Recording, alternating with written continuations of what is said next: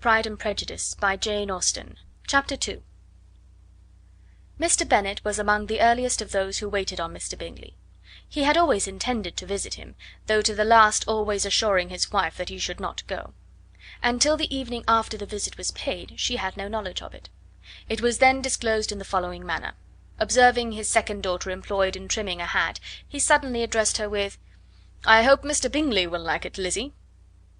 "We are not in a way to know what Mr. Bingley likes," said her mother resentfully, "since we are not to visit."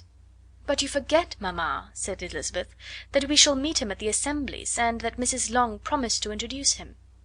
"I do not believe Mrs. Long will do any such thing. She has 2 nieces of her own. She is a selfish, hypocritical woman, and I have no opinion of her." "No more have I," said Mr. Bennet, "and I am glad to find that you do not depend on her serving you." Mrs. Bennet deigned not to make any reply, but, unable to contain herself, began scolding one of her daughters. "Don't keep coughing so, Kitty, for heaven's sake! Have a little compassion on my nerves, you tear them to pieces." "Kitty has no discretion in her coughs," said her father; "she times them ill." "I do not cough for my own amusement," replied Kitty fretfully. "When is your next ball to be, Lizzy?" "To-morrow fortnight."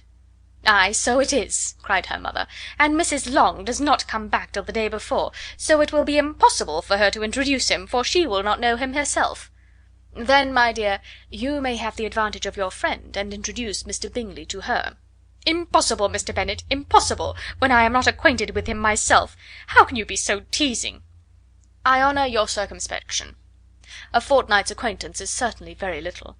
One cannot know what a man really is by the end of a fortnight. But if we do not venture, somebody else will, and after all Mrs. Long and her daughters must stand their chance; and therefore, as she will think it an act of kindness if you decline the office, I will take it on myself." The girls stared at their father. Mrs. Bennet said only, "Nonsense, nonsense!" "What can be the meaning of that emphatic exclamation?" cried he. "Do you consider the forms of introduction, and the stress that is laid on them, as nonsense? I cannot quite agree with you there. What say you, Mary? For you are a young lady of deep reflection, I know, and read great books and make extracts." Mary wished to say something sensible, but knew not how. "While Mary is adjusting her ideas," he continued, "let us return to Mr. Bingley." "I am sick of Mr. Bingley," cried his wife. "I am sorry to hear that. But why did you not tell me that before? If I had known as much this morning, I certainly would not have called on him. It is very unlucky, but as I have actually paid the visit, we cannot escape the acquaintance now." The astonishment of the ladies was just what he wished; that of Mrs. Bennet perhaps surpassing the rest, though, when the first tumult of joy was over, she began to declare that it was what she had expected all the while. "How good it was in you, my dear Mr. Bennet! But I knew I should persuade you at last. I was sure you loved your girls too well to neglect such an acquaintance.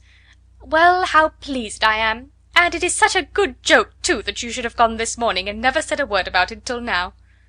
"Now, Kitty, you may cough as much as you choose," said Mr. Bennet, and as he spoke he left the room, fatigued with the raptures of his wife. "What an excellent father you have, girls," said she, when the door was shut. "I do not know how you will ever make him amends for his kindness, or me either, for that matter.